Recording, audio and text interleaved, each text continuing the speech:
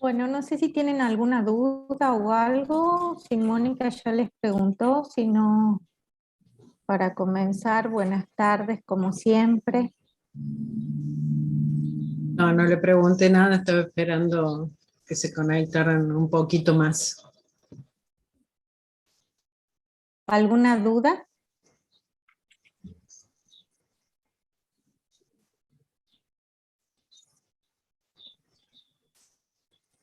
Las notas del parcial trataremos de que estén publicadas esta semana, ¿sí? Ya que el viernes hacemos la devolución en la clase de consulta de todo lo que es las respuestas de teórico. Así como tuvieron ya devolución por parte de la parte práctica, digamos, vamos a tratar de reforzar la parte de teórico por el hecho de que estuvo, digamos, en algunos temas no se terminó de comprender incluso la consigna, entonces queremos que reforzar. Por eso la premisa o la invitación es que todos los que puedan asistir a la clase de consulta, no sé Mónica si empezaremos a las 14 el viernes. Calculo que sí, porque va a ser larga, digamos. Claro, entonces el viernes la clase de consulta será desde las 14 horas para no interferir con la clase que tienen después y ahí veremos todo lo que es teórico, ¿sí? Para que sacarles dudas y comentarles qué es lo que uno esperaba como respuesta, justificarse. Muchas veces esa es la parte que más difícil les resulta, porque por ahí en un verdadero o falso colocan correctamente bien si es verdadera o falsa la sentencia, pero cuesta un poco el hecho de justificarla, ¿sí? Entonces eso es lo que trataríamos de ver. Otra cosa, no sé, Nancy, si recibiste el mail del secretario académico, ya están definidos como las modalidades de los exámenes que estaban preguntando. Ah, sí. En noviembre, diciembre va a ser virtual, con posibilidades, de acuerdo a cada cátedra, de hacerlo presencial. Y los de febrero, marzo van a ser presenciales, como para que se vayan organizando ustedes también. Nosotros, Química General, el último turno de examen es el 24 de diciembre, y bueno, no vamos a tomar el 24 de diciembre Química General, va a ser el examen el 17 de diciembre, por las dudas si alguien piensa rendirlo en esa fecha. Ese es el último turno de examen. Sí, Micaela. Hola, profes, buenas tardes. Yo les quería hacer una consulta sobre lo que estábamos viendo ayer en la parte de relación entre el delta G y la constante de equilibrio. Sí. Me quedó una duda con la ecuación de Van Hoff, que con el valor de una constante puedo calcular la de la otra constante relacionando dos temperaturas distintas, o cómo se utilizaría Claro, esa fórmula. exactamente así, como dijiste. O sea, Ah, esa fórmula te relacionan, sirve para que no tengas que hacer toda la parte experimental para poder determinar otra constante de equilibrio a otra temperatura diferente, sino que directamente, suponete, vos tenés una constante K1 a 25 grados centígrados, lo que haces es calcular, suponete, querés saber cuánto va a ser a 50 grados, entonces calculas con esa temperatura la segunda constante. Hay alguien bien, que tiene profe, el gracias. micrófono abierto, le pido que si lo pueden cerrar. O sea, esa ecuación simplemente era como para que supieran que existe y que tienen la posibilidad esa de calcular otra constante. En general, no trabajamos nosotros con esa ecuación.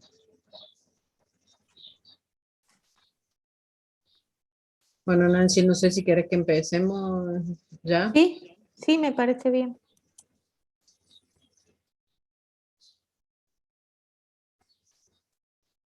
¿Lo están viendo ya? Sí, Moni. Sí, profe. Sí, profe. Bien. Sí, profe.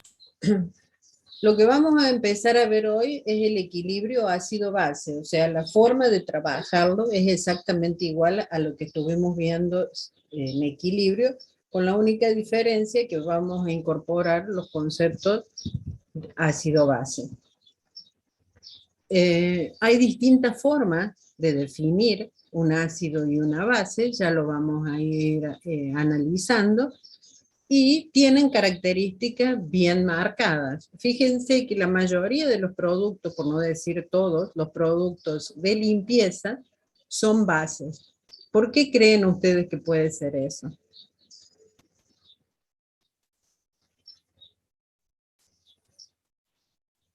Ninguno Porque tiene... si fueran ácidos dañarían. Sí, una base fuerte también te puede dañar. Si vos querés limpiar una cañería, ¿qué le agregarías? O sea, compras un destapa cañería porque está tapada. Vieron que en invierno suele pasar eso, al tener grasa y en las temperaturas frías lo que hace es que solidifique un poco más esa grasa, y si yo quiero limpiarla con un destapa cañería, voy a usar una base que es hidróxido de sodio. Esa base también daña. Si yo la toco con las manos, a mí me va a dañar la piel porque me va a atacar la grasitud de la mano. A ver quién otro piensa algo o sugiere otra teoría. Aquí comentan que porque disuelven las grasas por su alto pH. Exactamente, o sea, la razón es fundamentalmente porque disuelven la grasitud o las grasas. Entonces, la mayoría de los productos de limpieza, si yo quiero limpiar los muebles de una cocina, ¿qué uso? Un producto que generalmente tiene un olor horrible, que es en base a amoníaco, justamente porque el amoníaco ataca la grasitud y bueno, lo va a limpiar. Entonces, cuando nosotros hablamos de ácidos, tienen sabor agrio, son corrosivos para la piel, enrojecen ciertos colorantes vegetales, disuelven sustancias, atacan a los metales desprendiendo hidrógeno y pierden sus propiedades al reaccionar con una base, es decir, se neutraliza con una base. La base que tiene sabor amargo, aunque el sabor agrio lo podemos, de los ácidos lo podemos ver en algo, en el limón, por ejemplo. El sabor amargo de las bases como que no lo percibimos tan fácilmente. Son suaves al tacto, pero corrosivos con la piel, o sea, me van a atacar la piel.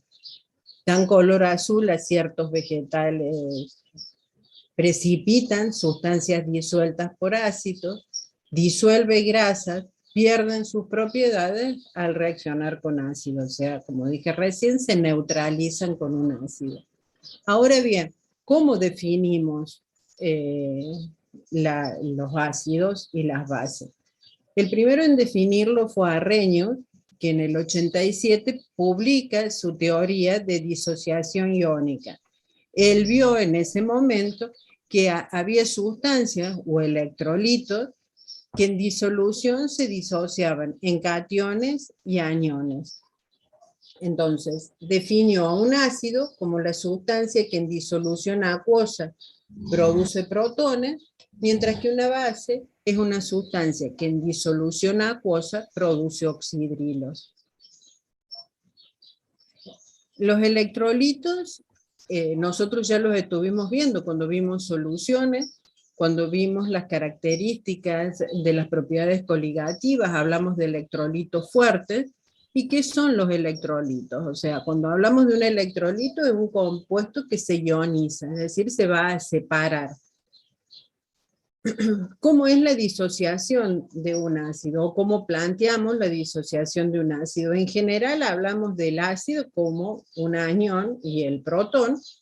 En disolución acuosa se va a disociar en ese anión y en el protón. Por ejemplo, el ácido clorhídrico, y fíjense acá que nosotros en este caso lo representamos por una sola flecha y en un solo sentido. ¿Por qué? Porque este ácido es un ácido fuerte o un electrolito fuerte que se va a disociar en solución acuosa totalmente en aniones cloruro y protones. Lo puedo representar de esta manera o también lo puedo representar así, es decir, en lugar de indicar que está en solución acuosa, reacciona con agua y expresarlo de esta manera, es decir, cloruro y iones hidróneo. El ácido sulfúrico también está representado de esta manera y nosotros lo podemos representar a esa disociación como el anión sulfato más 2 protones. O también, como les decía recién, teniendo en cuenta, me falta el signo acá, el hidrógeno y el sulfato. El ácido sulfúrico es un ácido fuerte que tiene unas características especiales, ya vamos a ver cómo se llaman estos ácidos. Al perder 2 protones, el ácido sulfúrico, la primera disociación es fuerte, pero la segunda disociación es un ácido débil, es decir, el sulfato ácido, cuando pierde el otro protón, es un ácido débil. Entonces, ¿qué pasa con esto? Nosotros tenemos el ácido clorhídrico en disolución acuosa. El ácido clorhídrico es quien pierde su protón, se une al agua y forma lo que es el hidrógeno más el anión cloruro. Y las bases, ¿cómo sería la disociación de una base? La base la representamos de manera general así, es decir, el catión más el oxidrilo en disolución acuosa se disocia. En el catión más el oxidrilo, por ejemplo, el hidróxido de sodio, tendríamos sodio más oxidrilo. Profe, Sí. ¿podríamos volver a la diapo anterior, por favor? No copié algo porque justo iba rápido. ¿Está? No, la de los ácidos, perdón. ¿La de recién? ¿Esta? Sí, esa. Ya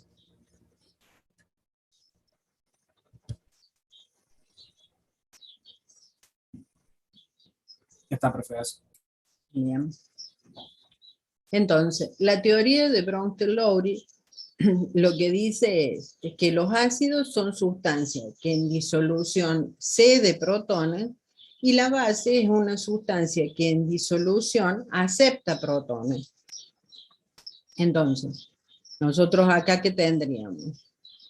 El amoníaco con el agua. Como el amoníaco frente al agua va a aceptar un protón del agua para formar el ion amonio, el amoníaco sería una base porque acepta ese protón, mientras que el agua en este caso estaría actuando como un ácido, es quien cede el protón al amoníaco y entonces así se forma el ion amonio y el oxidrilo.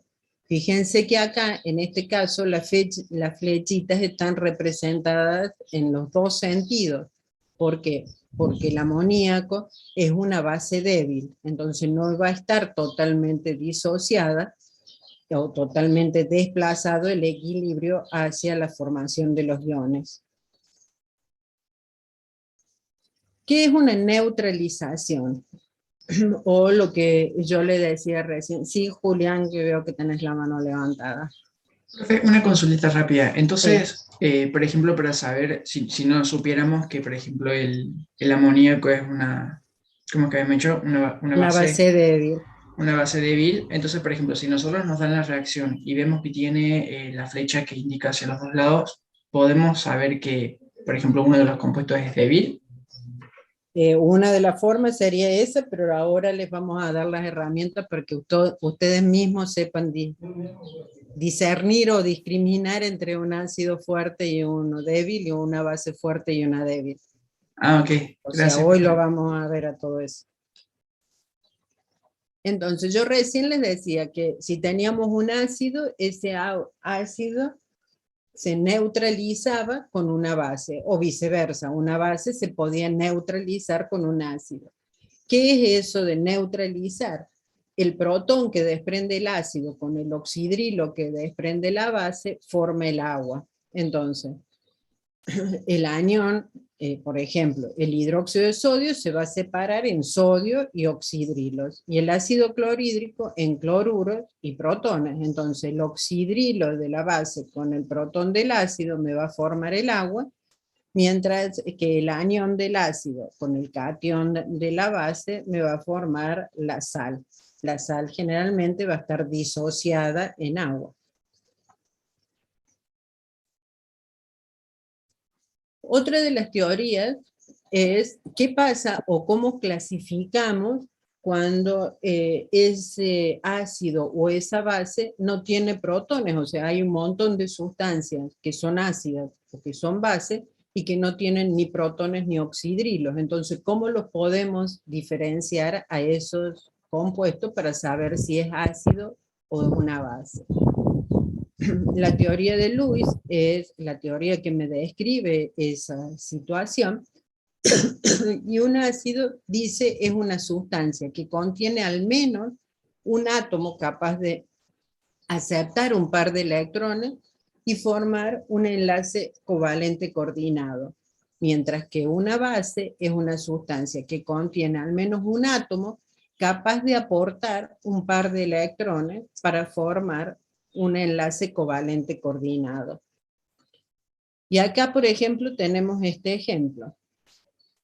Y acá tienen que tener bien presente, por ejemplo, las estructuras de Lewis para saber, bueno, qué ácido o qué compuesto, mejor dicho, es capaz de aceptar electrones para formar ese enlace covalente coordinado, y qué átomo es capaz de ceder esos electrones para formar ese enlace.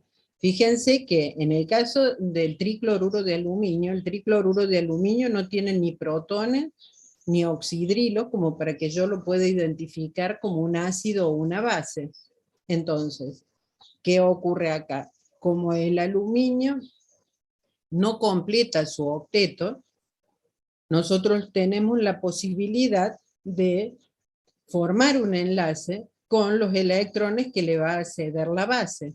En este caso, el amoníaco. Como el amoníaco tiene un par de electrones no compartidos, puede formar ese enlace formando este complejo, y el aluminio acepta esos electrones, entonces es un ácido, y el sí, dije bien, el aluminio acepta esos electrones y el amoníaco cede esos electrones para formar el enlace, y entonces el amoníaco es una base. Fíjense que el amoníaco recién lo habíamos analizado también como que era capaz, para formar el ion amonio, era capaz de aceptar protones, o sea que el amoníaco lo podríamos diferenciar como una base por dos teorías diferentes. Es base de Lewis, pero también, como habíamos visto recién, es una base de Bronsted. ¿Por qué? Porque acepta un par de protones, como sería en este caso. Profe, ¿Sí? o sea que en este caso de la teoría de Lewis no se basa en que si un ácido o una base es capaz de ceder o adoptar protones, sino electrones. Claro. O sea, las que estuvimos viendo, la de Arrhenius, la de Bronsted-Lowry, esa sí trabaja con protones u oxidrilos, se acepta o cede. La de Lewis lo que sirve es para poder diferenciar cuando ese compuesto no tiene protones, por ejemplo, o en su composición, para poder identificarlo. Se basa así en que cede o acepta electrones, o sea, la base cede electrones el ácido acepta electrones. Ese es un ácido y una base de Lewis. Bueno, profe. ¿Y el enlace covalente coordinado es un enlace, es lo mismo que decir enlace covalente dativo? Claro, lo que pasa es que dativo ahora como que no se usa más. Bien. Generalmente se habla, pero es lo mismo, digamos. Es otra forma de decirlo y la otra quedó más desactualizada. Ok, profe. Gracias.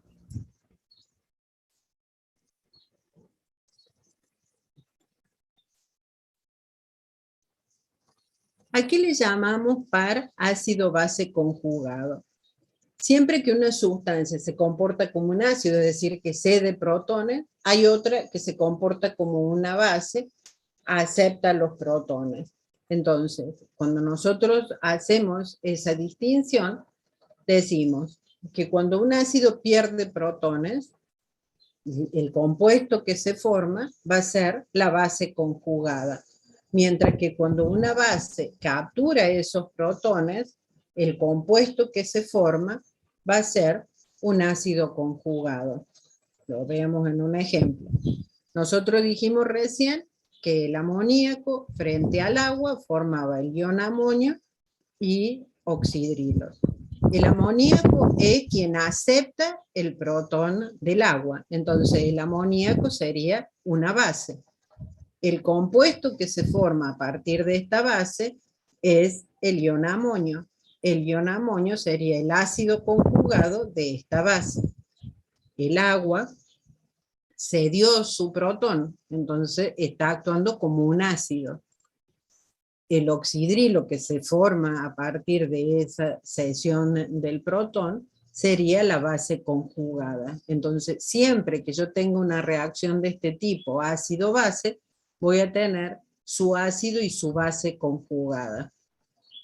Si la reacción fuera en este sentido, fíjense que el amoníaco que haría es quien cede el protón al oxidrilo para pasar de amonio a amoníaco. Entonces, este está actuando como ácido. El oxidrilo acepta ese protón para formarse el agua, entonces al aceptar el protón, el oxidrilo está actuando como una base.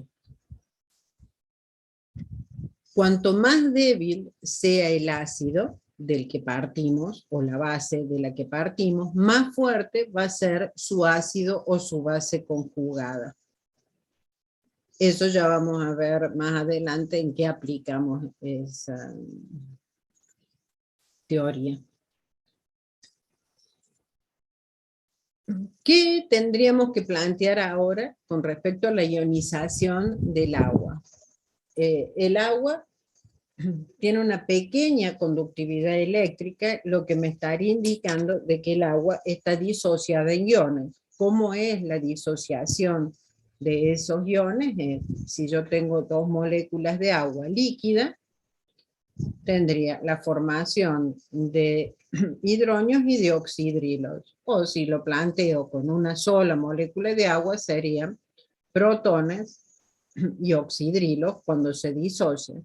Si yo planteara el K de esa reacción, ¿cómo sería?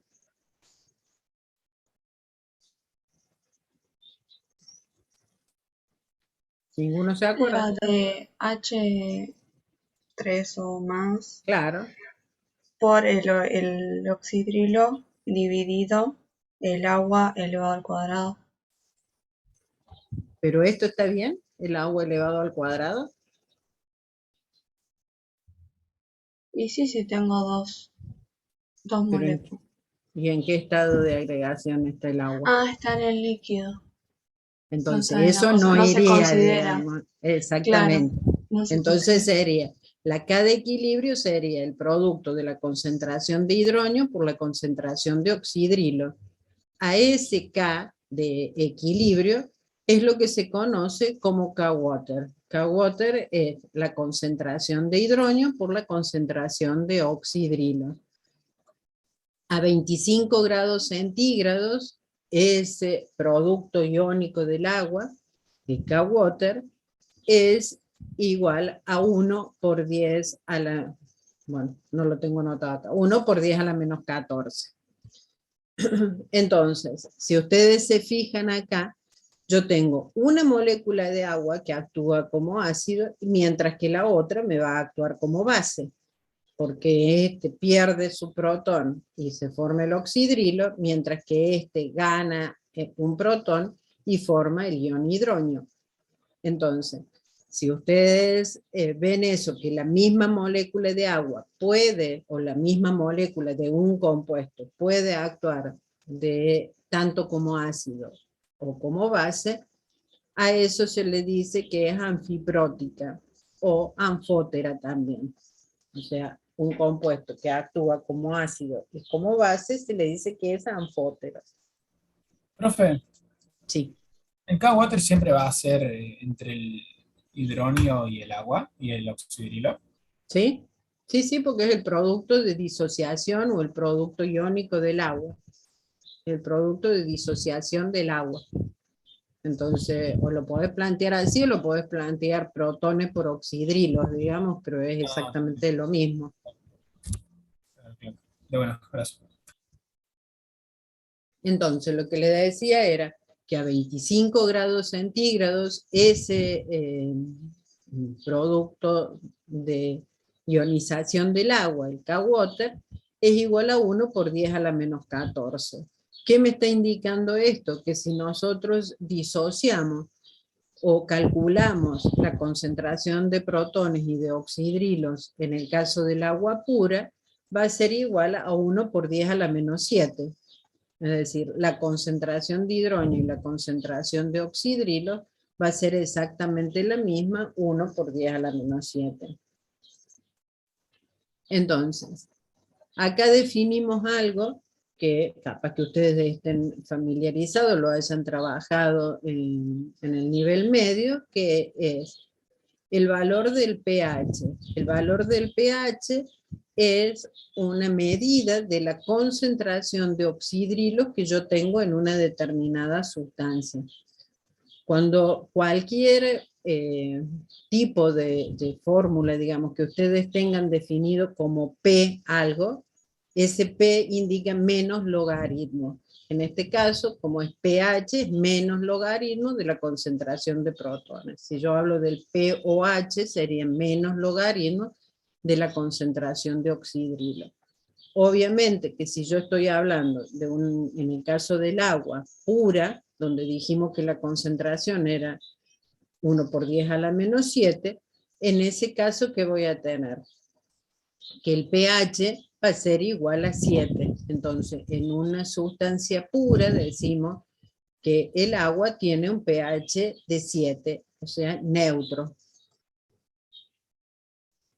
Si nosotros hacemos o sabemos, mejor dicho, que el K-Water es la concentración de protones por la de oxidrilo y dijimos que era 1 por 10 a la menos 14, si ustedes se fijan acá y sabemos de este valor, también puedo expresar que el pH más el pOH va a ser igual a 14, porque si yo estoy en una sustancia agua pura, ¿qué voy a tener? La misma concentración, dijimos, de oxidrilo que de hidrógeno. Entonces, si la concentración era 1 por 10 a la menos 7, el pH va a ser de 7, el pOH va a ser de 7 también.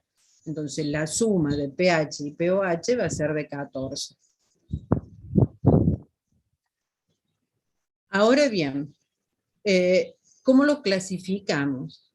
Todo compuesto que sea ácido va a tener un pH menor a 7. Todo compuesto que sea básico va a tener un pH mayor a 7. Todo compuesto que sea neutro va a tener un pH igual a 7. Y en todos los casos, el producto de la concentración de protones y la concentración de oxidrilo va a ser igual a 1 por 10 a la menos 14. ¿Dónde va a radicar la diferencia?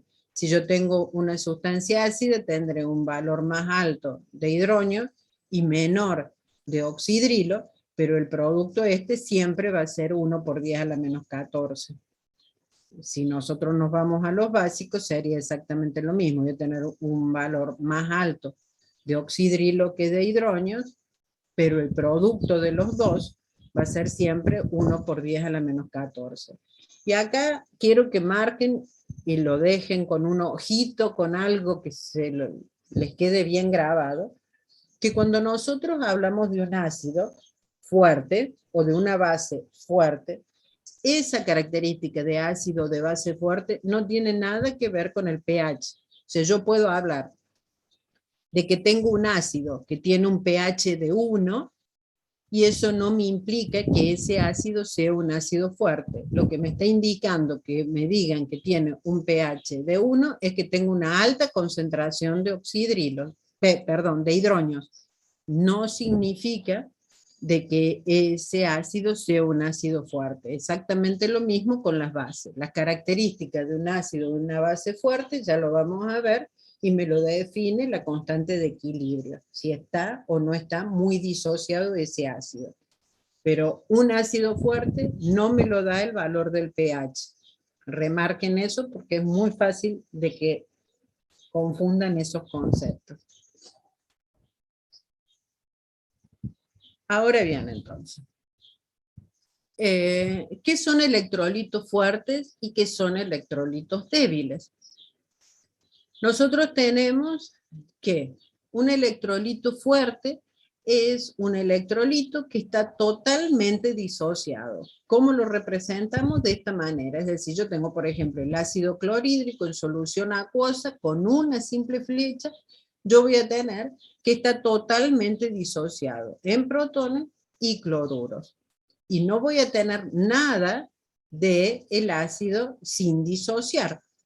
Si ustedes se fijan en la solución, yo tendría esto, o sea, estas serían las moléculas de hidrógeno que se me ha formado con la disociación y estas serían los cloruros que se me han formado con la disociación.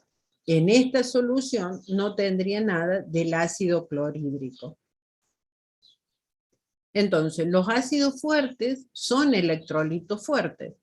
El ácido frente al agua me va a formar el hidrógeno y el cloruro, mientras que la base en solución acuosa me va a formar sodio y oxidrilos. ¿Cuáles son los ácidos fuertes?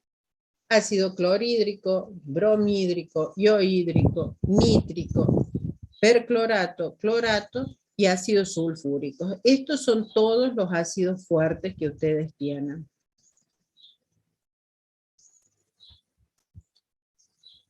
¿Y qué son los electrolitos débiles o ácidos o bases débiles? Profe, ¿Sí? ¿puede volvernos la clorofirmina anterior?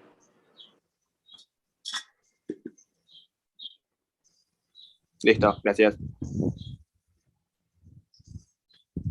El electrolito débil es un ácido que está parcialmente disociado. ¿Qué ocurre? Si nosotros tenemos, por ejemplo, el fluorhídrico, y acá fíjense la flecha cómo está representada, ¿yo qué voy a tener? Fluoruro, proviene de la disociación del fluorhídrico, protones, pero también voy a tener en solución fluorhídrico que no se me disoció, porque ese ácido es débil y no se disocia totalmente. Es decir, el equilibrio en este caso no está totalmente desplazado hacia el lado de los productos, mientras que en este caso el equilibrio está totalmente desplazado hacia el lado de los productos. ¿Qué pasa en este caso si yo quisiera plantear la K de equilibrio? ¿Cuánto me daría?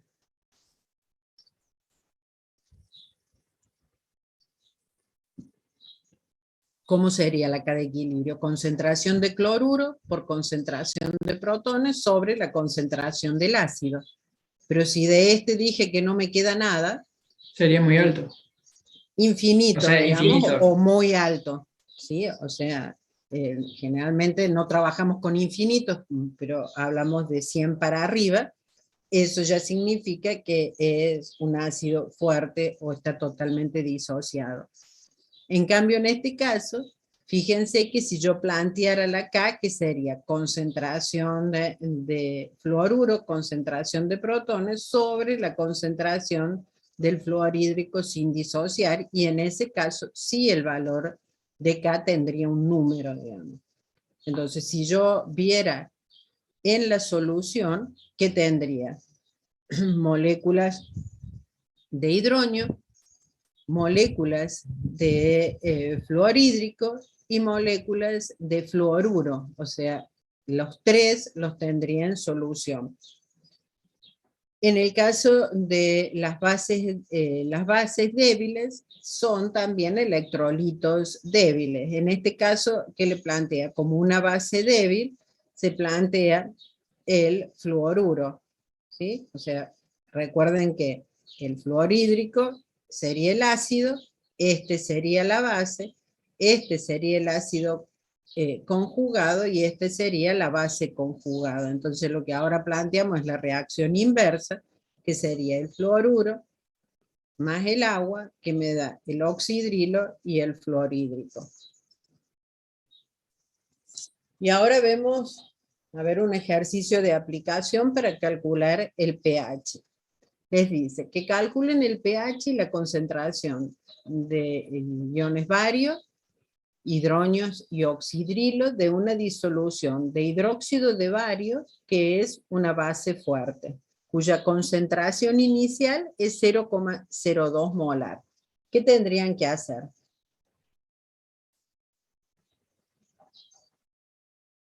Ante la reacción primero. Claro, planteamos la reacción. Tendríamos el hidróxido de bario que se disocia en bario y 2 oxidrilos.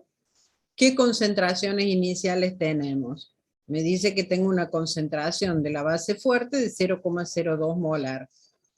No tengo nada de esto y nada de esto porque recién inicio la reacción o la disociación. ¿Qué pasaría después? Si me dice que es una base fuerte. No queda nada del hidróxido. No queda nada del hidróxido y se me forman lo mismo, porque es 1 a 1 de bario, y se me va a duplicar el valor de los oxidrilos, porque tengo acá 2 oxidrilos, digamos. Entonces, en el equilibrio o al final no me quedaría nada del bario, del hidróxido de bario, sí tengo una concentración de bario y sí tengo una concentración de oxidrilo. Entonces me está pidiendo los valores de las concentraciones de estos 3 iones. Acá ya tendría la del bario y acá ya tendría la del oxidrilo. Y después me pide el pH. ¿Qué tendría que hacer? Con la del oxidrilo puedes sacar el pOH. Claro, una forma es con la del oxidrilo calcular el pOH y después decir pH más pOH igual a 14 y de ahí despejo el pH, o con la concentración de protones por la concentración de oxidrilo por 1 por, que es igual a 1 por 10 a la menos 14, calculo la concentración de protones y con eso calculo el pH. O sea, de cualquiera de las dos maneras es exactamente lo mismo y van a llegar al mismo resultado. Entonces, nosotros acá lo que les planteé es con la concentración de hidronio por la de oxidrilo, que es 1 por 10 a la menos 14, despejo esta concentración y tengo el valor de la concentración de hidronio. El pH es menos el logaritmo de esa concentración, es decir, el pH me va a dar de 12,6. Entonces, a mí me pide concentración de bario, la tengo, las calculé, concentración de hidronios lo tengo, lo calculé, concentración de oxidrilos también lo tengo, lo calculé acá. ¿Es lógico este valor?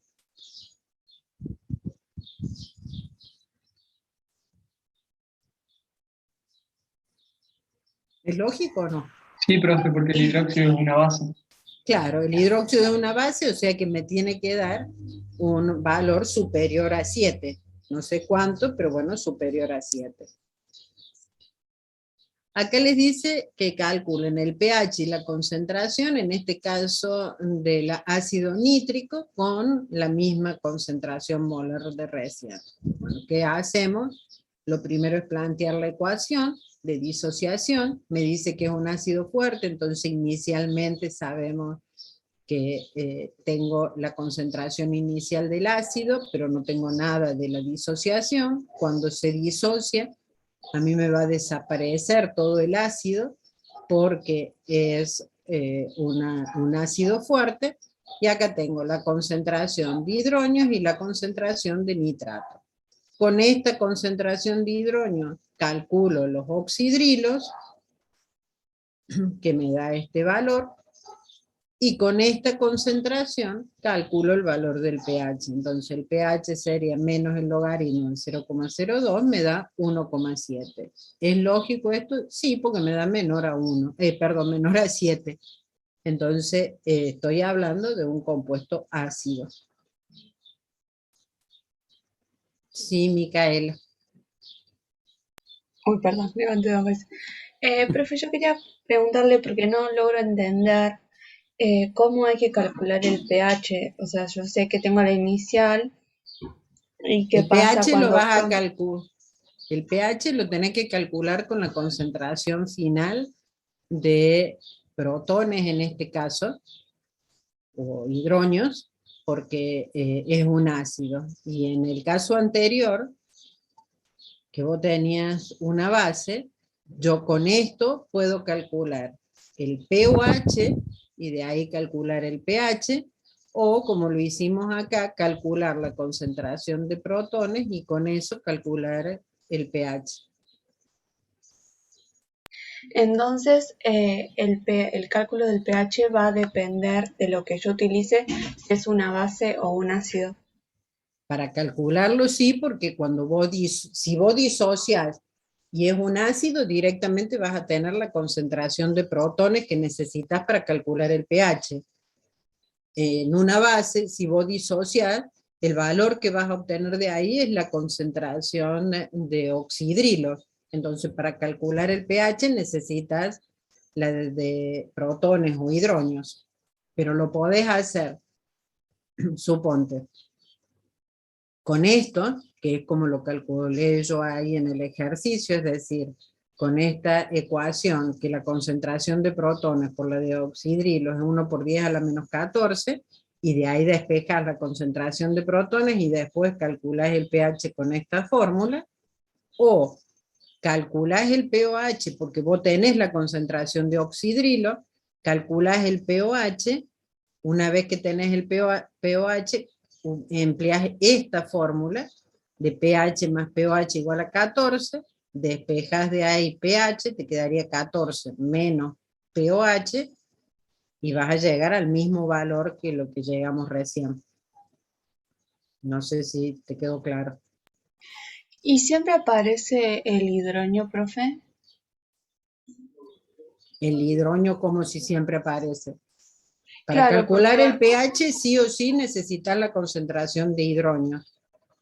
¿Y de dónde va a aparecer ese hidroño? Suponte en esta base. ¿De dónde saco yo el hidroño de esta disociación? Esa es tu pregunta. Porque yo acá que tengo el hidróxido de bario que se me disocia en estos iones. ¿Y dónde está la concentración de hidroños? Del producto de la disociación del agua, porque esto está en solución acuosa.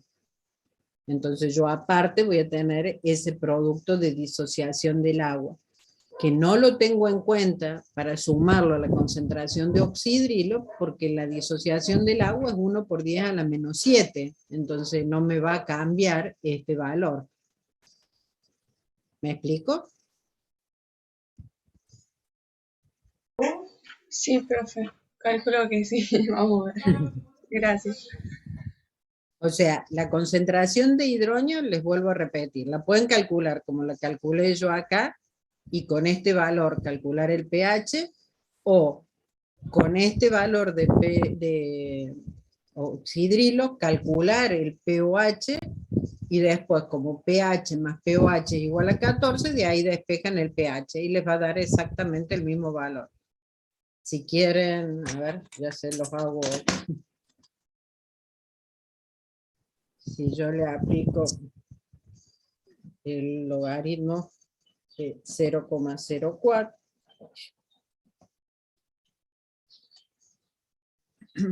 me da 1,3997. Si eso se lo resto a 14, me va a dar 12,6. O sea, llegamos exactamente al mismo resultado. Claro, yo nada más para decir que por ahí lo que hay que entender es que ahora tienen un sistema que es una solución acuosa. ¿Cuál es el soluto? Puede ser un ácido o una base. El ácido va a generar una mayor concentración de protones en el medio, ¿sí? O grupos hidróneos. La base va a generar una mayor concentración de grupos oxidrilos en el medio. Pero el agua tiene la particularidad de que se disocia en grupos oxidrilos y grupos hidróneos también. Entonces, siempre va a haber grupos hidróneos. Lo que pasa que si el medio digamos, si están en una solución acuosa que es una base, va a haber muchos más grupos oxidrilos que grupos hidróneos, pero siempre un poco va a haber. Y esos son los grupos hidróneos que le está preguntando en el ejercicio. Te corto el audio, Nancy.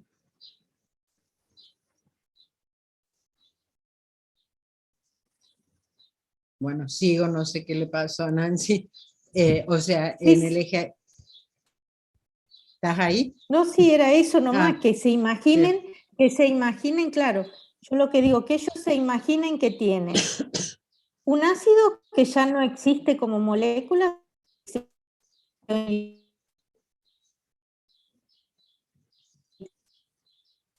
te corta el audio.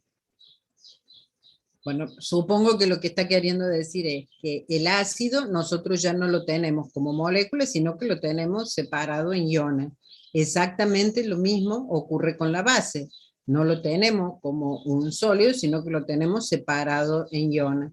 Pero como está en solución acuosa, aparte de esta disociación, nosotros tenemos que pensar que también está la ionización del agua. Entonces, en el caso de la base, el oxidrilo lo aporta totalmente la base, porque la que aporta el agua es despreciable frente a la cantidad que aporta la base, y exactamente lo mismo con el ácido. En este caso, el hidrógeno lo aporta totalmente el ácido, mientras que el oxidrilo lo va a aportar la disociación del agua.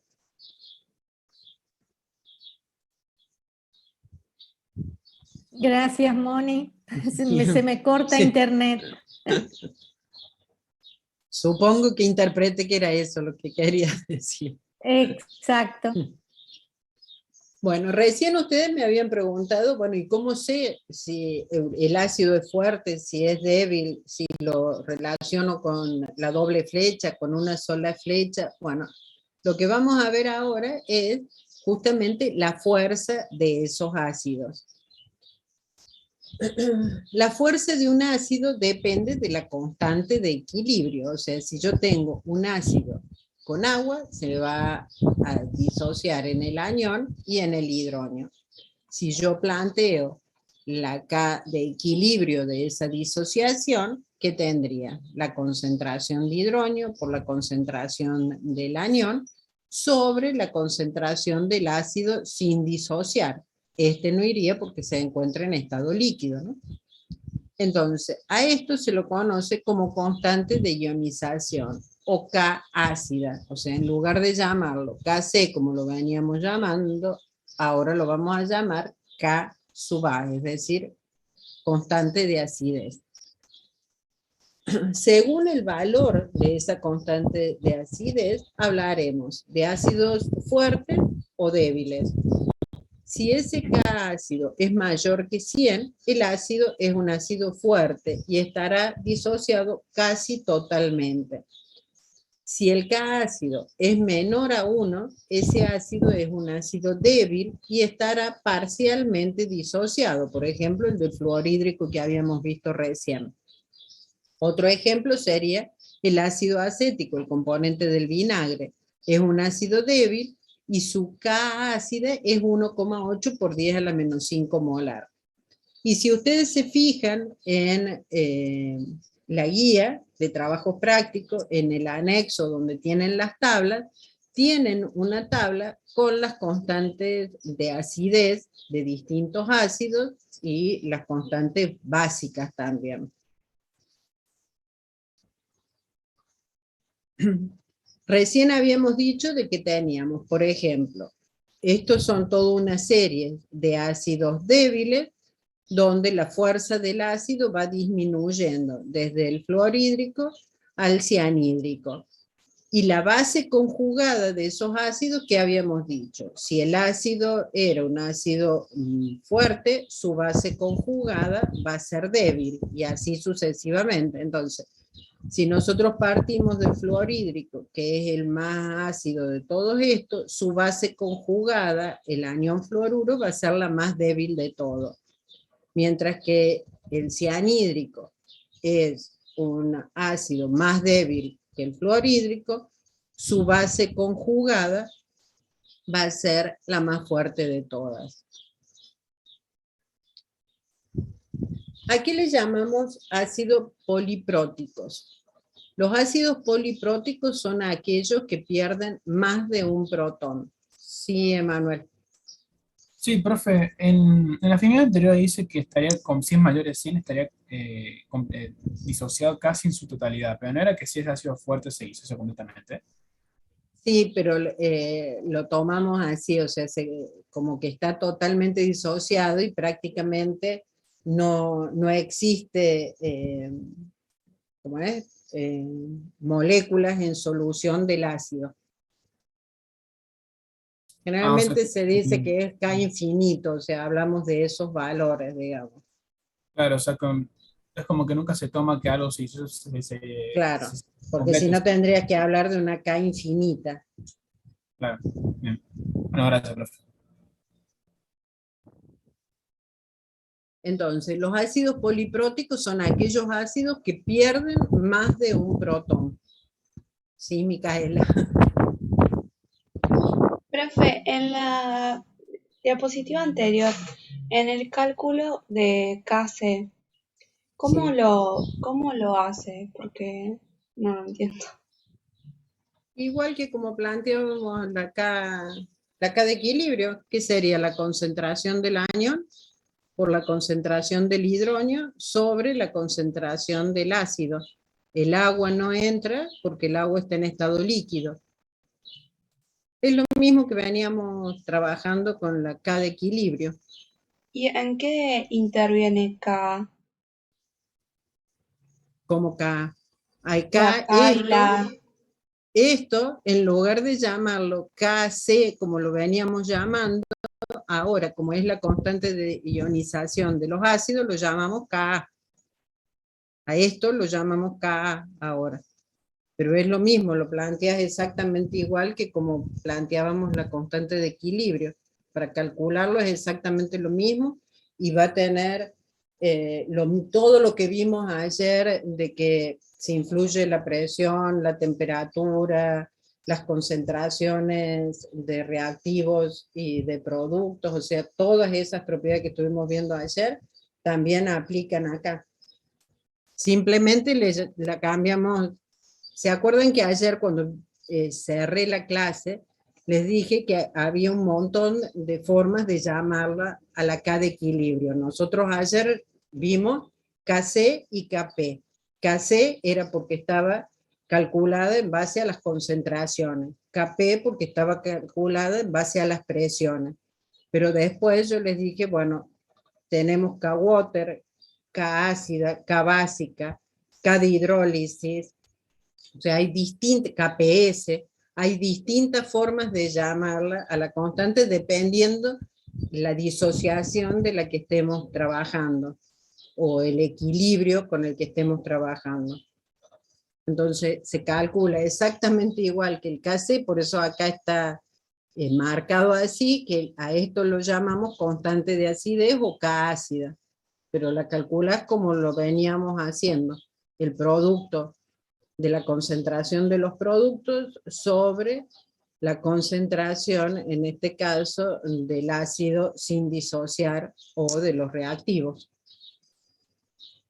¿Te quedó más claro? Sí, profe, gracias. ¿Y qué significa que sea una base conjugada? Lo di recién. Sí, pero no estoy tan O sea, agotada en el sentido de ya pasada de información. y lo que falta todavía. Sí, Bueno, o sea, la base y el ácido, estos serían los dos reactivos. Si esta base recibe un protón, forma el ácido conjugado. Como se dio un protón, está actuando como un ácido y lo que forma es su base conjugada.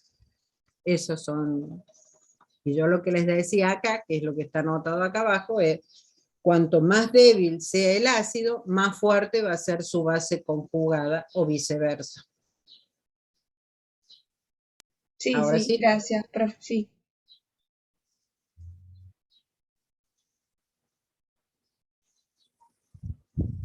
Bueno, entonces sí. Dije que los ácidos polipróticos son aquellos que pueden ceder más de un protón. Por ejemplo, el ejemplo que yo les había dado recién del ácido sulfúrico. Otro caso sería el ácido carbónico. El ácido carbónico se disocia y pierde primero un protón. Ese carbonato ácido vuelve a perder un protón y forma el ion carbonato y los hidrógenos. Para cada una de estas disociaciones, yo voy a tener un valor de K ácido. En el primer caso sería la concentración de hidrógeno por la por la del carbonato ácido sobre el ácido sin disociar, y en el segundo caso sería la concentración de hidrógeno por la del ion carbonato sobre la del carbonato ácido. Cada una de esas disociaciones va a ir siendo cada vez más débil a medida que vaya perdiendo los protones. Fíjense en la guía, en la tabla esa donde ustedes tienen los valores de K, que aquellos que sean ácidos polipróticos van a tener dos valores de constante ácida. Entonces, la K ácida 1 siempre va a ser mayor que la K ácida 2, salvo en disoluciones muy diluidas, se puede considerar que la primera etapa de la ionización de ese ácido es quien aporta todos los protones o todos los hidrógenos. Entonces no hace falta trabajar con las dos constantes ácidas. Las constantes sucesivas entonces siempre van disminuyendo. Y dentro de los ácidos polipróticos que yo les daba recién como ejemplo, el ácido sulfúrico, donde es un ácido fuerte, pero la segunda disociación es de un ácido débil. Si ustedes se fijan ahí en la tabla, le figura el sulfato ácido, no el ácido sulfúrico, sino el sulfato ácido con un K ácido. ¿Qué otra cosa tenemos que tener en cuenta cuando hablamos de la disociación de un ácido? Es el porcentaje de ionización. Si nosotros habláramos de un ácido fuerte, ese porcentaje de ionización sería del 100%, es decir, está totalmente disociado. Mientras que en los ácidos débiles, a medida que va avanzando, dependiendo, mejor dicho, de la concentración inicial del ácido, el porcentaje de ionización va a ir disminuyendo. ¿Y qué es ese porcentaje de ionización? Es la concentración del ácido ionizado sobre la concentración inicial del ácido por 100. A la concentración inicial del ácido la representamos de esta manera. Esto indica que es la concentración inicial del ácido, lo que yo puse para que se disociara. Entonces, supónganse para un ácido monoprótico, como sería representado de esta manera, supónganse el clorhídrico, ¿cómo calculo? No sería el fluorhídrico, tendría que ser el fluorhídrico. ¿Cómo calculo el porcentaje de ionización? La concentración de protones de esa disociación del fluorhídrico sobre la concentración inicial del fluorhídrico por 100. Y eso me da el porcentaje de ionización que tengo. Y para hacerlo más claro, vamos a ir viendo, bueno, que en ciertas oportunidades, dependiendo de las concentraciones que tenemos, nosotros podemos despreciar ciertos valores para hacer más fácil el cálculo. ¿Qué podemos despreciar? Supongamos que tenemos un ácido como el ácido acético, que es un ácido monoprótico. El ácido acético se me disocia en el anión acetato y en hidronios. ¿Cómo sería el K ácido? Sería la concentración del anión por la concentración del hidronio sobre la concentración del ácido sin disociar. Este valor, el 1,8 por 10 a la menos 5, sale de la tabla que ustedes tienen ahí en la guía. La concentración de hidronios proviene de la disociación del ácido y la del agua también, que es lo que le decíamos recién. La cantidad que aporta el agua es del orden de 1 por 10 a la menos 7. Por lo tanto, la despreciamos y suponemos que el hidronio proviene o lo aporta totalmente el ácido. Entonces, la concentración de hidronio va a ser igual a la concentración de iones acetato, y esa es la primera suposición que generalmente vamos a hacer para calcular concentraciones o cuando trabajamos con ácidos. La otra es que la concentración del ácido es la concentración inicial, es decir, esta es la segunda suposición, debido a que se disocia muy poco. Entonces, la concentración esta no tomamos en cuenta lo que se me disoció, lo que pasó de acá a aniones, no lo tenemos en cuenta. Entonces, esa concentración inicial es la segunda suposición que vamos a hacer y vamos a trabajar directamente con la concentración inicial, la que yo puse para que reaccionara. Y ahora a ver con un ejemplo, a ver si es más fácil.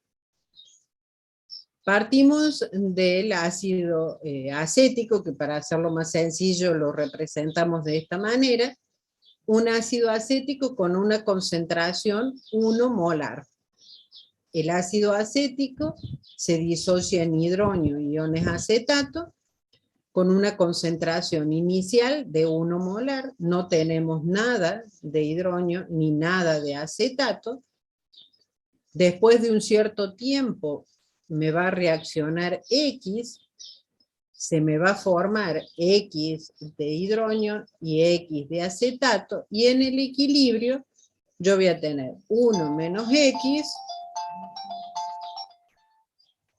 1 menos X, X y X. Entonces, el K ácido sería la concentración de hidronio por la concentración de acetato sobre la concentración del ácido sin disociar, y este valor que lo calculamos, o lo sacamos mejor dicho, de la tabla de valores de K ácida. Teniendo en cuenta todas las suposiciones que planteamos recién, habíamos dicho que suponemos que la concentración de hidronio y la de acetato es la misma, entonces yo a esto lo puedo representar como X al cuadrado. Y 1 menos X. De ahí despejamos la concentración de hidronio. Esta X yo la puedo despreciar porque digo que es directamente la concentración inicial del ácido. Entonces esa sería mi segunda suposición o aproximación. Entonces de ahí yo puedo despejar directamente la concentración de hidrógeno o X, que me quedaría la raíz cuadrada de K ácido por 1 en este caso. Entonces me da 4,24 por 10 a la menos 3. Esa sería la concentración de hidrógenos que yo tengo. Ahora, ¿cómo verificamos si esas suposiciones que hicimos son correctas? La primera suposición habíamos dicho que la concentración de hidrógeno era igual a la del acetato y no tomábamos en cuenta la del agua. Es correcta porque fíjense que 4,24 por 10 a la menos 3, que es lo que me aportaría el ácido, es muchísimo mayor a 1 por 10 a la menos 7, que es lo que me aporta el agua. Entonces esa suposición está bien que la hagamos. La segunda suposición es que la concentración del ácido directamente tomarla como la concentración inicial, es decir, despreciar el valor de la X acá. Es 1 menos 4,24 por 10 a la menos 3 es aproximadamente 1, o sea que también es válida esa suposición. ¿Y cómo sabemos si esa suposición es válida? Porque si yo calculo esto, es decir, ese porcentaje de ionización, me tiene que dar siempre menor al 5%. Si me da menor al 5%, significa que esta suposición es válida y yo puedo tomar o despreciar este valor de X. Veamos el mismo caso, pero con una concentración un poco menor del ácido acético. Planteamos exactamente lo mismo que recién. La concentración inicial del ácido es 0,01, no tengo nada ni de hidrógenos ni iones acetatos. En el cambio se me descompone X y se forma X de hidrógeno y X de acetato, y en el equilibrio tendría esto.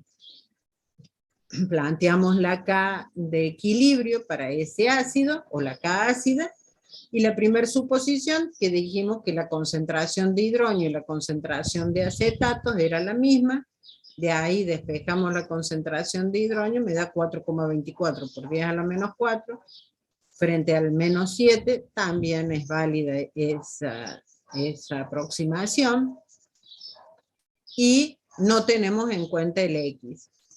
Ahora, la verificación entonces sería, despreciamos el aportado por el agua, es correcta. ¿Qué pasa con lo que se ha disociado? Me da aproximadamente 0,01. Si yo calculo el porcentaje de ionización, vemos que sigue siendo menor al 5%, o sea que todavía es factible de que yo desprecie el valor de X para calcular la concentración de hidrógeno. Y vamos con otro caso más, aún más diluida. El mismo ácido, planteamos exactamente lo mismo, planteamos el K ácido, y tenemos en cuenta las suposiciones. Despreciamos el valor de X, calculamos la concentración de hidrógeno 1,34 por 10 a la menos 4. Si a eso lo comparamos con lo que aporta el agua, vemos que es razonable despreciarlo, sigue siendo mucho mayor. ¿Y qué pasa en este caso? La concentración de 0,001 menos 1,34 por 10 a la menos 4, ¿es válido hacer ese cálculo? Cuando calculamos la concentración, el porcentaje de ionización, nos da 13,4. Es mayor o es superior al 5%. Entonces, en este caso, no es válido esta suposición. Y entonces, en ese caso, lo que tendríamos que hacer es calcular, en lugar de esta manera, calcularla por Bhaskara a resolver esta ecuación aplicando Bhaskara. Entonces, en ese caso, tendríamos que obtener el valor de X empleando esa ecuación. ¿Tienen alguna duda con respecto a eso? A mí no me quedó claro, profe, cómo era el tema de las suposiciones, cómo se deducían. No me terminó de cerrar la idea. O sea, hay dos suposiciones. Una suposición es de que tomamos que lo que aporta, quien aporta el mayor porcentaje de hidrógeno es el ácido, por más que sea débil. Entonces, no tenemos en cuenta la disociación del agua, ¿sí? Los hidrógenos que aporta el agua. Entonces, en este caso, por más que sea diluida, esa suposición siempre es válida. Entonces, siempre tomamos que la concentración de hidrógeno me la aporta todo el ácido, por eso que esta concentración va a ser igual a esta, y es esto al cuadrado que está planteado acá.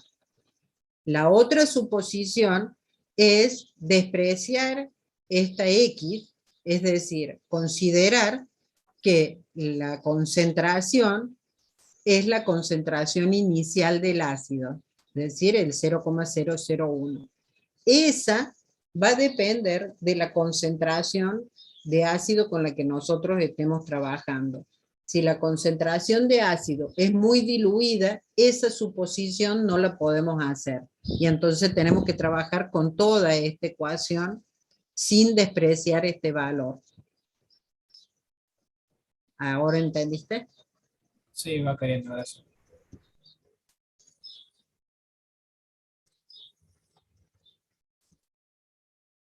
Para ver un poquitito más, me dice que calcular el pH y la concentración de fluoruros, hidrógenos y oxidrilos de una disociación de ácido fluorhídrico 0,5 molar.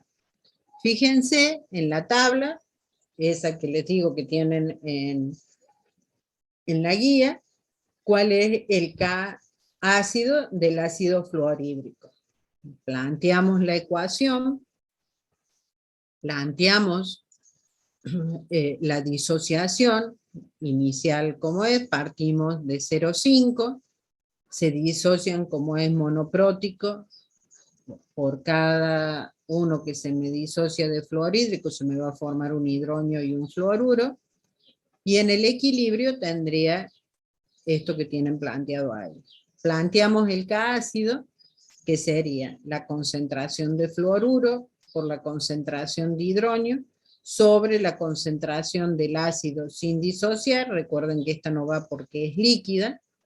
Y entonces ahí que planteamos X, ¿qué valores tengo en el equilibrio? X y X sobre 0,5 menos X. Y este valor, el 6,8 por 10 a la menos 4, es el dato que ustedes sacan de la tabla, del valor del K ácido.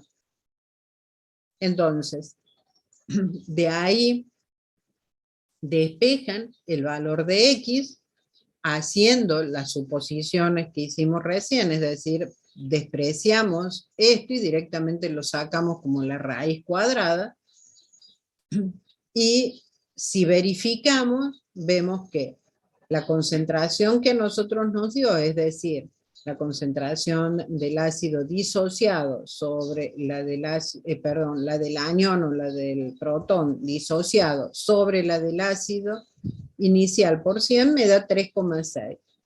Ese valor me da menor al 5%, lo que me implica que despreciar este valor y considerar la concentración inicial del ácido fue válida.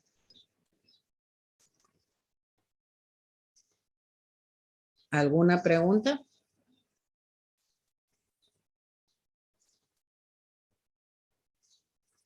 Sí, Micaela.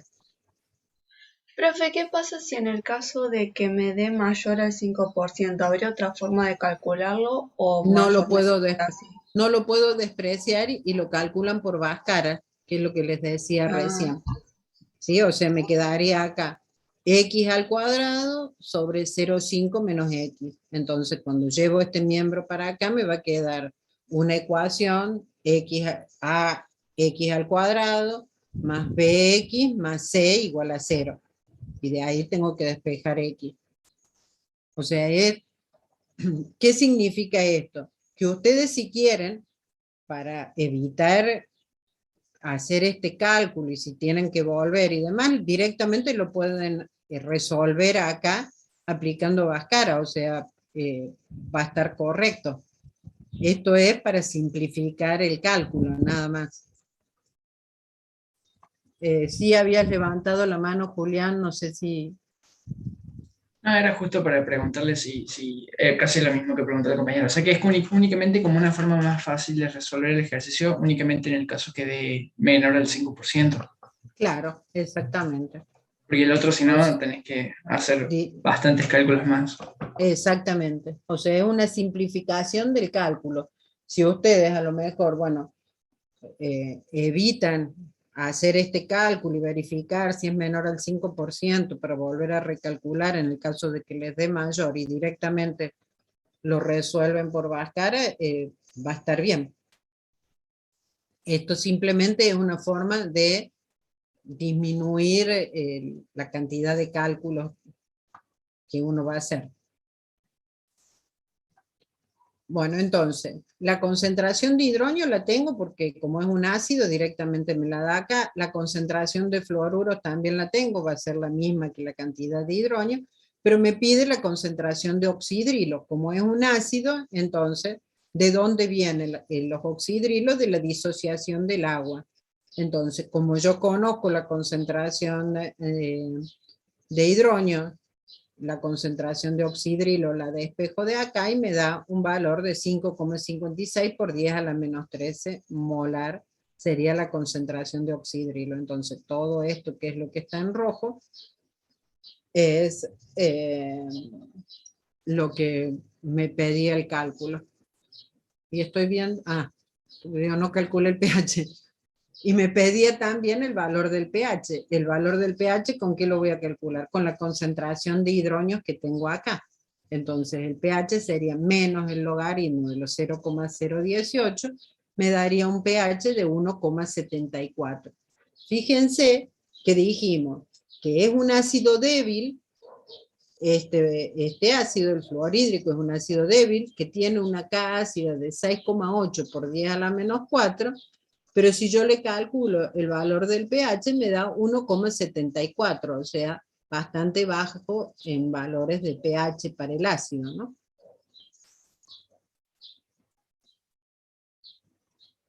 Y acá lo damos vuelta al ejercicio, es decir, me dice que el ácido benzoico está ionizado en un 0,8% en una disolución 1 molar y nos piden que calculemos el K del ácido benzoico. Entonces, planteamos la ecuación, el ácido benzoico que se me disocia en el anión benzoato de hidrógenos, el K ácido sería de esta manera, concentración de benzoato sobre la de hidrógenos sobre la del ácido sin disociar. Pero ¿qué datos me está dando acá?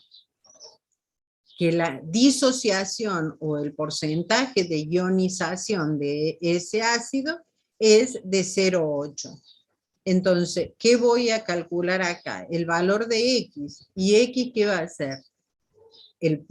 La cantidad o la concentración del hidrógeno y del benzoato que están disociados. Entonces, si nosotros de ahí despejamos el valor de X, me da 8 por 10 a la menos 3. Entonces, ahora planteamos la ecuación. Inicialmente a mí me dice que tiene una concentración de 1 molar. No tengo nada de hidrógeno ni nada de benzoato. En el cambio, se me disoció esta cantidad. ¿Por qué? Porque a mí me dice de que yo en el equilibrio tengo, de acuerdo a esta ecuación, 8 por 10 a la menos 3 de hidrógeno y 8 por 10 a la menos 3 de benzoato. Entonces, haciendo esta resta, sabemos que el ácido benzoico, sin disociar, lo que me quedó sin disociar sería el 0,992. Si yo reemplazo ahora todos esos valores en la constante de equilibrio, entonces calculo el valor de la constante de equilibrio, que me da 6,4 por 10 a la menos 5.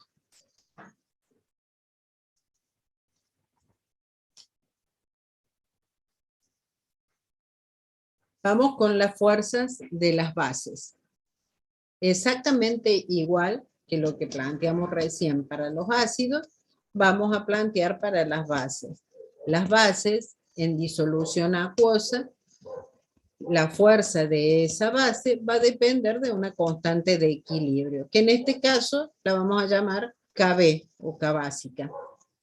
Entonces, la constante, si se disocia una base, sería la concentración de oxidrilo por el catión sobre la base sin disociar, y a lo que nosotros antes de eso lo llamábamos constante de equilibrio, ahora lo vamos a llamar constante básica. La forma de trabajar es exactamente lo mismo que lo que vimos recién con los ácidos. También, dependiendo de las concentraciones, vamos a trabajar haciendo las mismas, despreciando los mismos que hicimos recién. Para validarlo, vemos con el porcentaje de ionización. También podemos trabajar con el porcentaje de ionización como hicimos recién con los ácidos. O sea, es exactamente lo mismo, con la única diferencia que el K básico me está haciendo referencia a la disociación de una base. Y para definir la fuerza de ácidos y bases, también podemos utilizar el pK. El pK, yo recién les decía que todo aquello que signifique que tenga P con un valor es menos el logaritmo de ese valor. Entonces, si yo hablo del pK ácido, sería menos el logaritmo del K ácido, y si hablo del pK básico, sería menos el logaritmo de la K básica.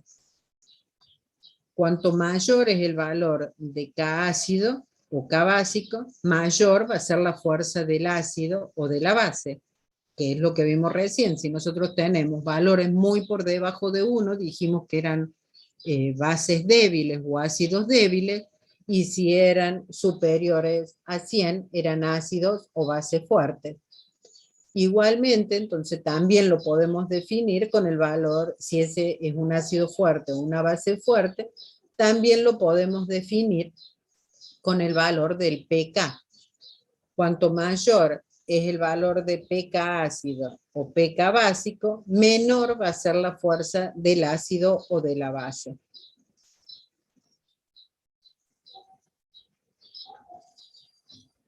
Y a ver si hacemos un ejercicio de aplicación para el caso del amoníaco. El amoníaco, ¿cómo lo habíamos clasificado? Como una base.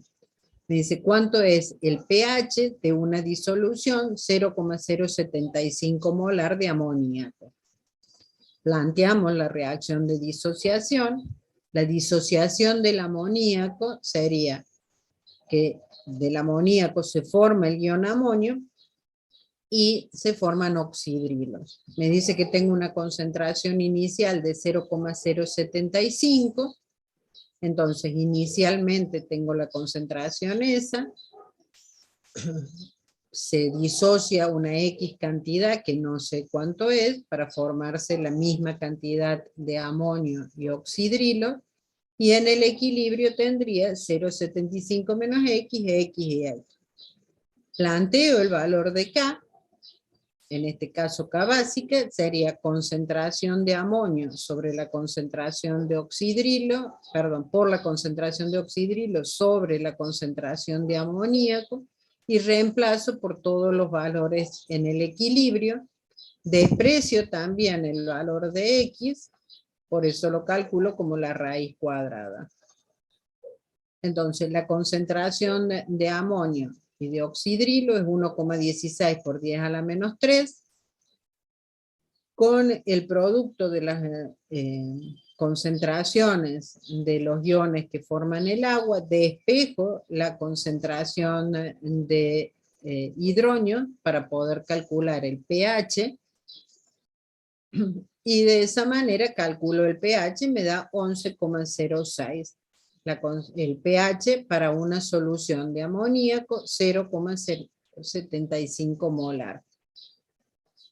Y una cosita, les vuelvo a decir, esto lo podemos calcular de esta manera, o puedo calcular el pOH con este valor, y después, sabiendo que pH más pOH es igual a 14, de ahí despejo el valor de pH, y llegamos exactamente al mismo valor.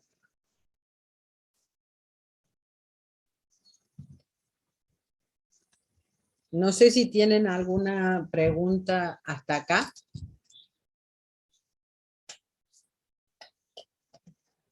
No, profe, todo claro. Bueno, me alegro que les quede todo claro.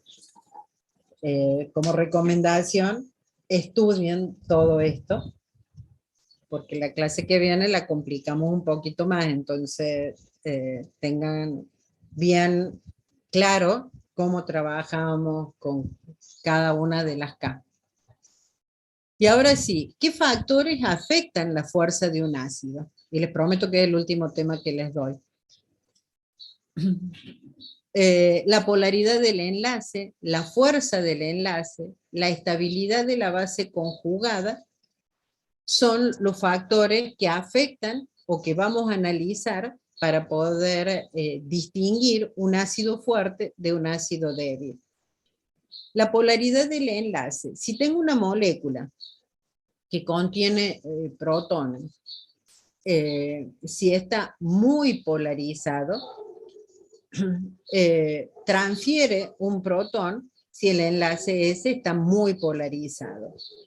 Pero esa polaridad del enlace hay que tenerlo en cuenta, por ejemplo, cuando nosotros trabajamos con todos los ácidos que forman los halógenos. ¿Qué es lo que creen ustedes? Sabemos que la electronegatividad del flúor es la más alta de todos estos halógenos. Entonces, el flúor va a retener el enlace entre el flúor y el hidrógeno va a ser mayor o menor que la del yodo y el hidrógeno. Va a ser mayor. Va a ser mayor. Entonces, ¿qué es lo que va a ocurrir en ese caso? El fluorhídrico va a ser un ácido débil. El flúor lo tiene tan agarrado al protón que se va a disociar muy poquito. Entonces, el fluorhídrico va a ser un ácido débil. Entonces, tiene que ver con la fuerza del enlace. Los enlaces muy fuertes se disocian con más dificultad que aquellos enlaces más débiles.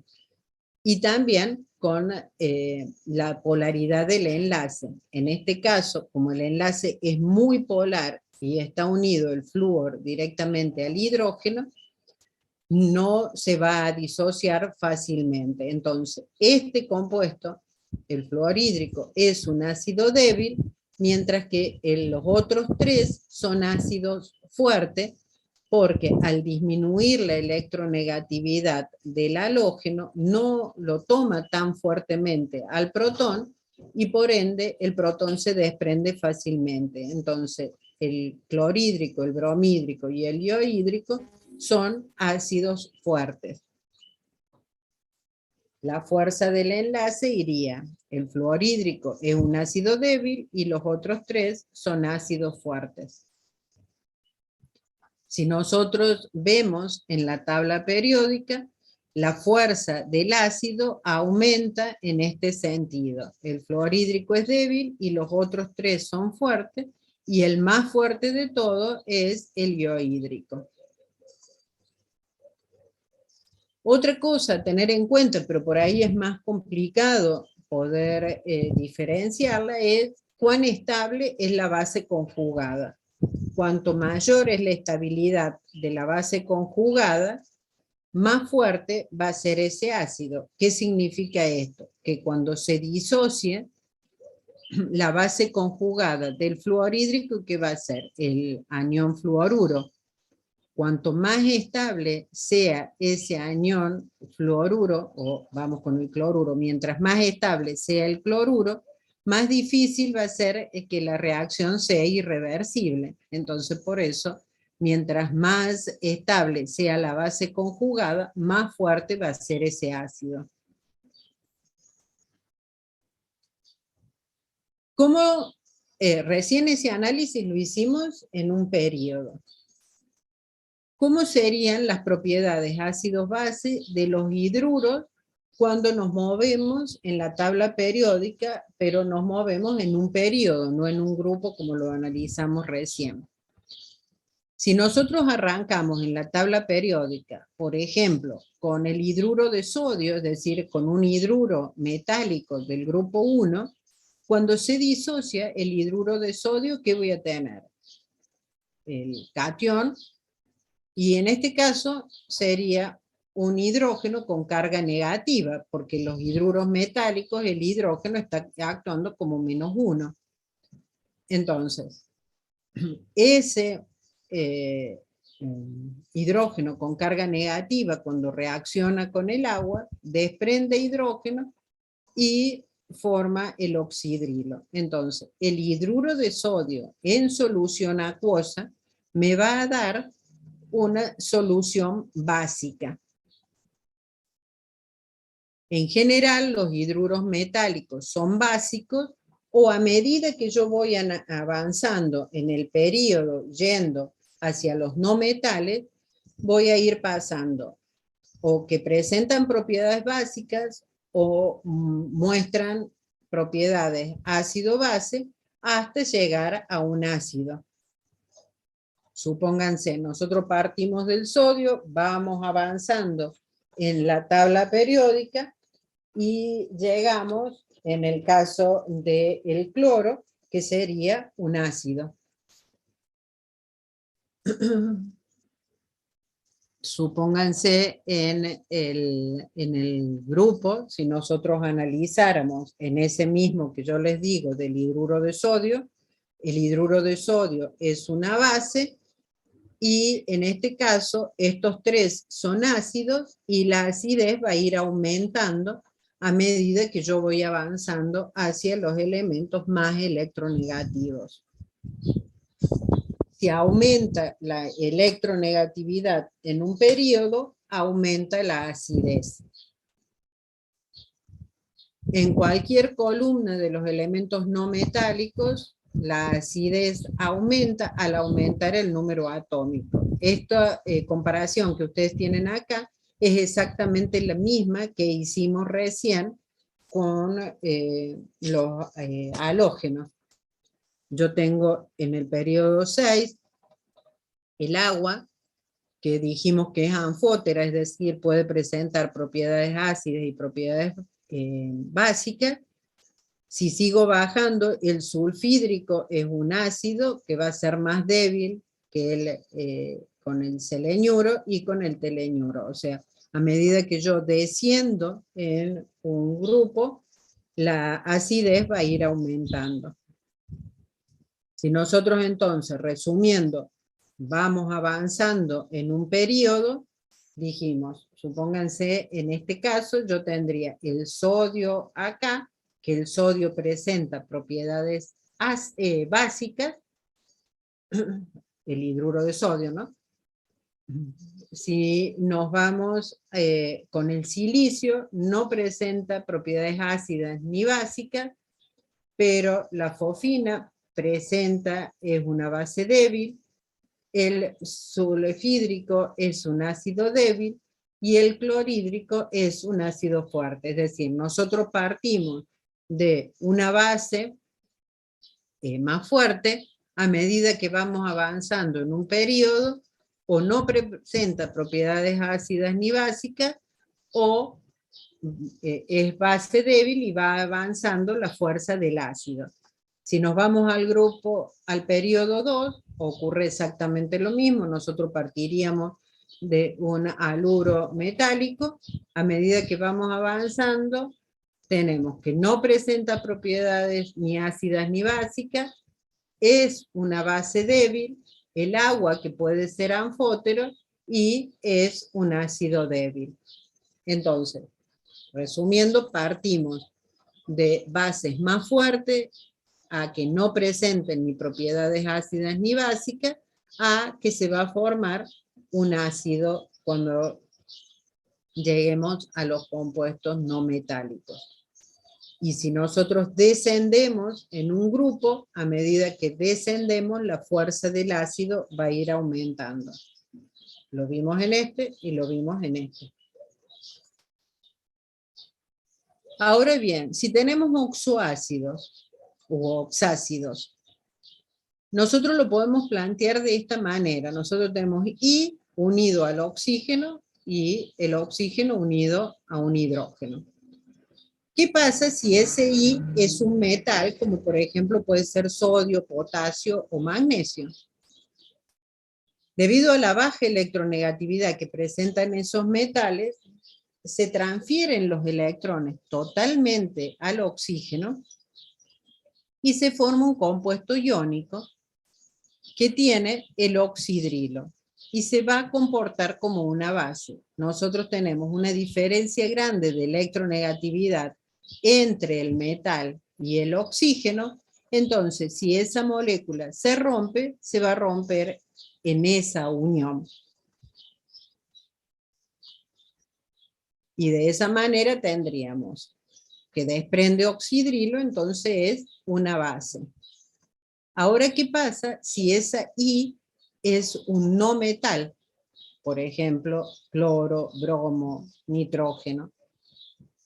Si el enlace es un no metal, el enlace entre el no metal y el oxígeno no tiene tanta diferencia de electronegatividad, ese enlace va a ser un enlace covalente y tiende a romperse donde la diferencia de electronegatividades es mayor, es decir, entre el oxígeno y el protón. Entonces, en lugar de desprender oxidrilos, va a desprender protones porque el enlace se rompería acá. Entonces, por ejemplo, el ácido nítrico, yo tendría el hidrógeno o el protón y el anión nitrato, y se va a romper desprendiendo el protón. El sulfúrico ocurriría exactamente lo mismo y perdería los protones. Ahora bien, ¿cómo varía esa fuerza en el oxoácido?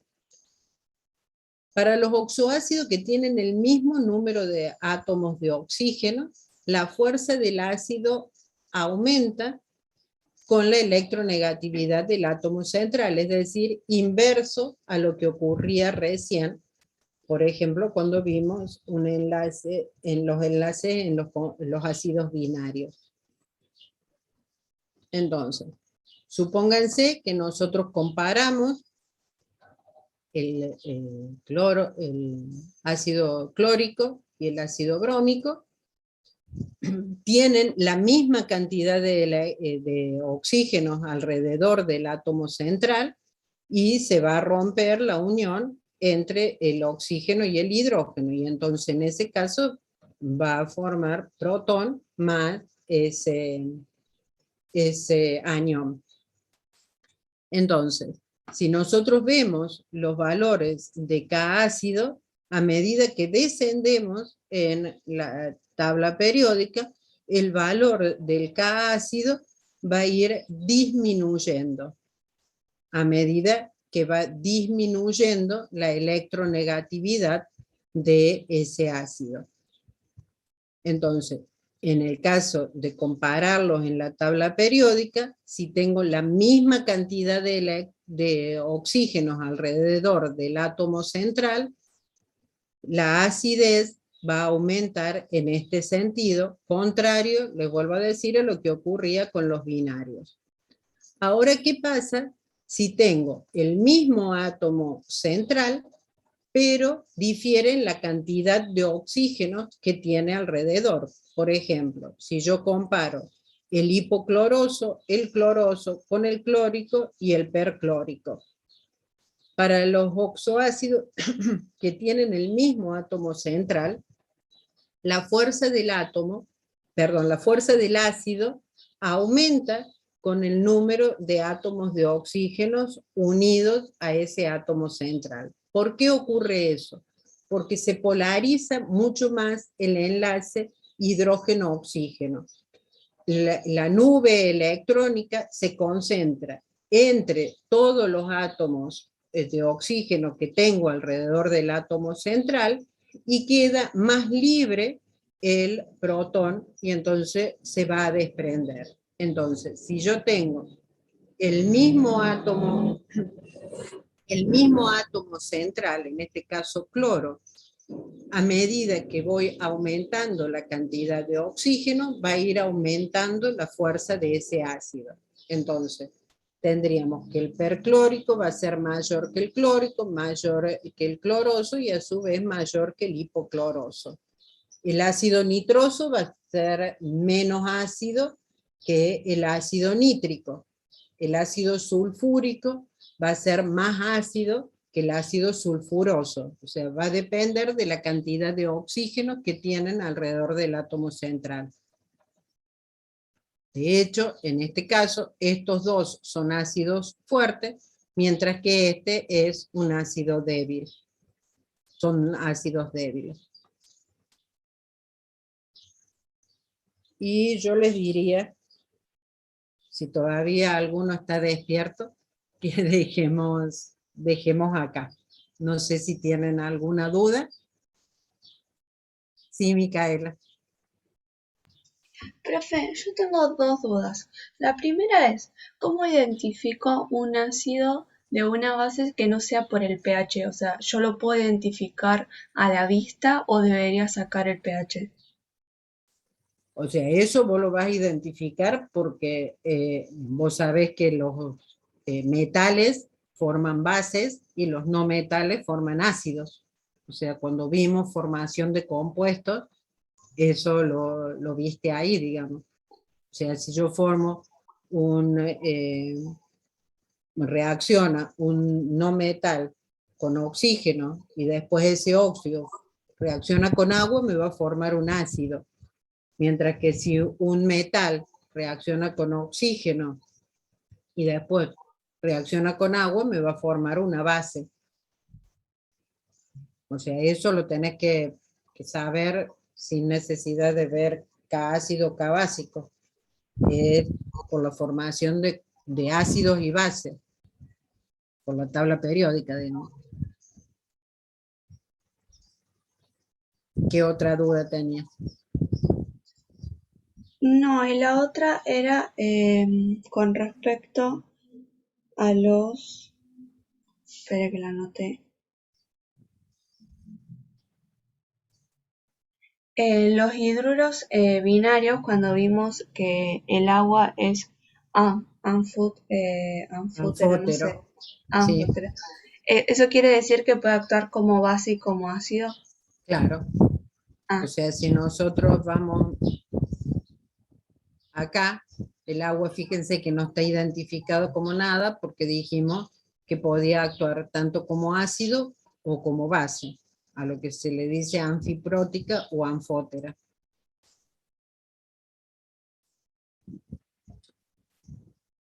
¿Alguien más? Ahí justamente que estás con ese tema, Mónica, de mostrar y que el metano y el otro compuesto, el silano, que dice que no, la pregunta que hacían los chicos es si como no tiene propiedades ácidas ni básicas, se puede considerar que es neutro. El concepto de neutro, me costaba un poco escribirlo, el concepto de neutro dentro de lo que es equilibrio ácido-base le corresponde al agua. ¿Por qué? Porque es capaz de aportar la misma cantidad de protones que de oxidrilos, que son dos especies que tienen propiedades opuestas. Cuando están en la misma cantidad, se neutraliza esa propiedad y entonces se dice que es neutro. Cuando una sustancia no entra dentro de una clasificación de solución ácida o básica, no entra dentro de la clasificación. Capaz no diríamos tanto que es neutra, porque neutra se le dice al agua o a una solución salina que no hidroliza, que es lo que vamos a ver más adelante. Entonces, por ahí tampoco ahora sería el hecho de generalizar lo que sería una neutralidad, en este caso me refiero. ¿Por qué? Porque tanto el metano como el silano son sustancias que tienen otras propiedades, no entrarían como soluciones ácidas, básicas o neutras, digamos. Lo que le quiero, acá se los quiero representar, lo que significa que no tienen ni propiedades ácidas ni básicas, es que yo tengo este compuesto en solución acuosa, a mí no se me va a formar esto.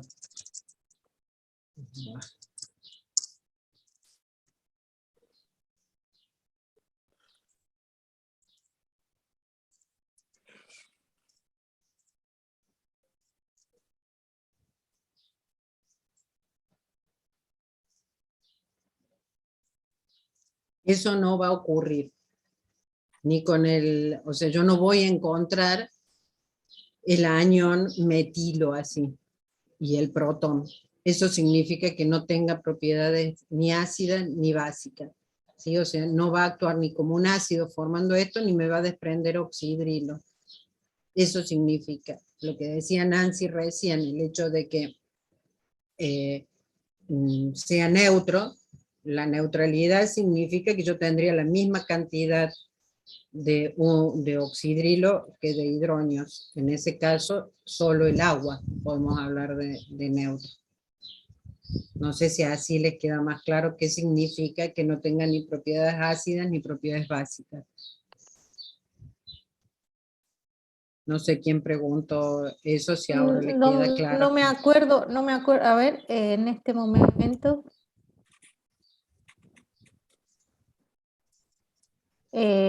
No sé si. Bueno, no importa, o sea, Sí. si, la pregunta era si así le queda más claro qué significa. Claro, hablar de neutralidad es que tenés que tener la misma cantidad de protones que de oxidrilos para que reaccionen entre sí y se compensen esas propiedades opuestas y entonces desaparezca o el concepto de ácido o el concepto de base. Bueno. No sé si tienen alguna pregunta.